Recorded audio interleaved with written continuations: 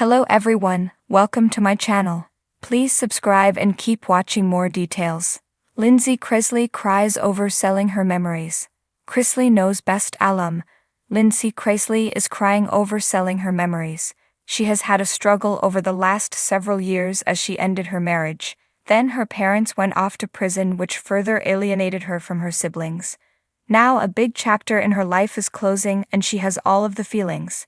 Keep reading to see what life-altering event is currently happening.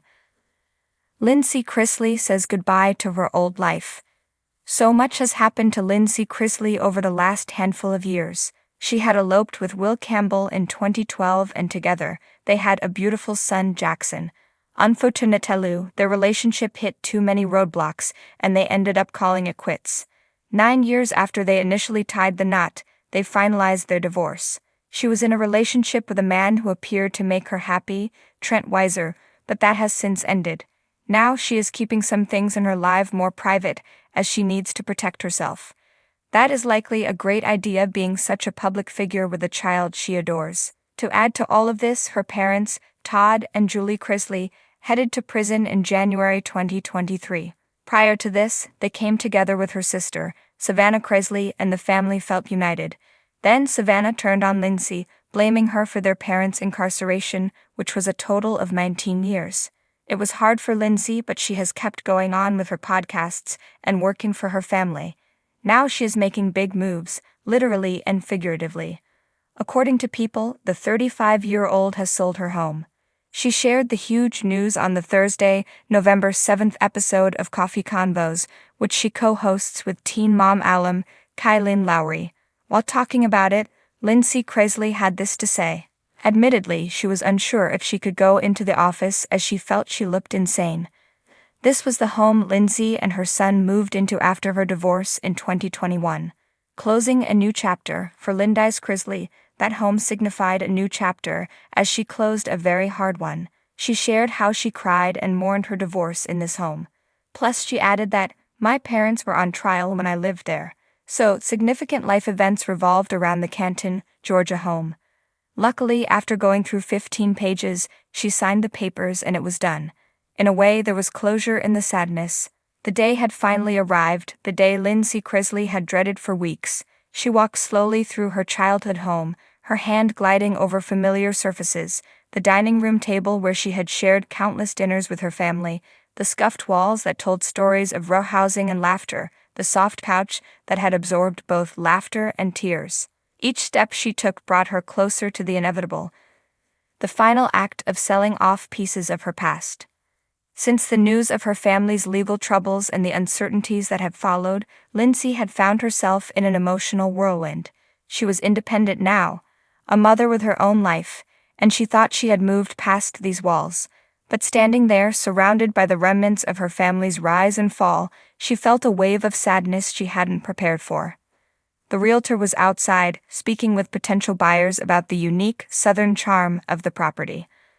Lindsie listened to snippets of their conversation drifting in through the window, words that sounded more like a stranger's perspective than descriptions of the place she knew so intimately. Her gaze shifted to a framed picture on the wall, a memory from years ago when her family was all together, united by love and laughter.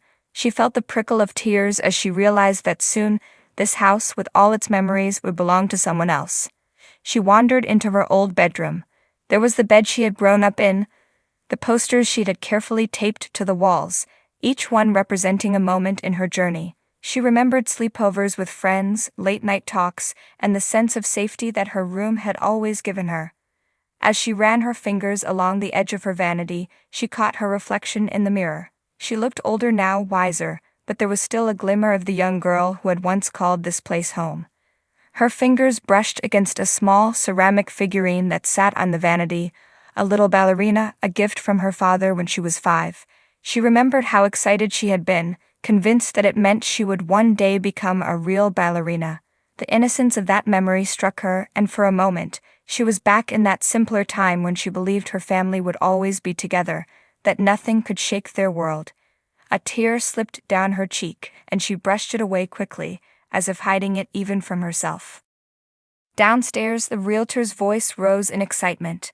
A family was touring the house, a young couple with 2 children who laughed and chased each other in the backyard. Lindsie watched them from the window, feeling an ache in her chest. She could see herself in them, their laughter, their togetherness, and the way they looked at the house with hopeful eyes, eager to make it their own. The realization hit her that this wasn't just her family's home anymore. It was a place that would carry on, filled with new memories, laughter, and love.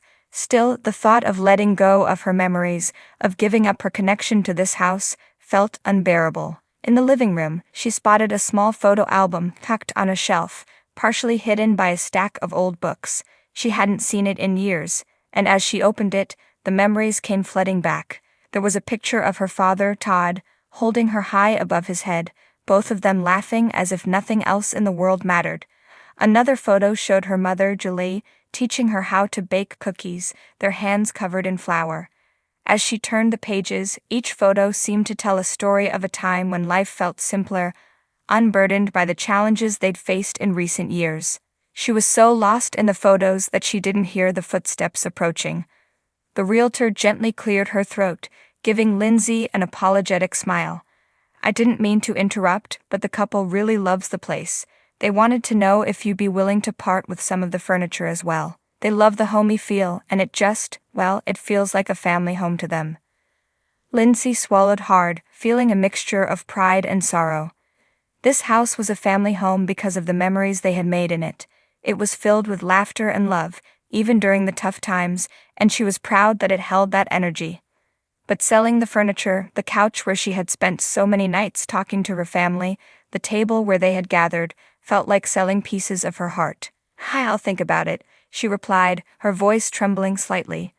The realtor nodded, understanding that this was more than a simple transaction for Lindsie. Alone again, she returned to the couch and sank into it, closing her eyes as she remembered her father's voice filling the room with his hearty laughter, her mother's gentle words of comfort, her siblings' banter, and even the arguments that were now strangely precious in her memory. She remembered Christmas mornings, birthday celebrations, and quiet evenings when they had all been together, simply existing as a family. This house had been her sanctuary, her anchor through every storm, but now it was time to let it go. She realized that she couldn't keep holding on to the past, that her memories weren't confined to this space.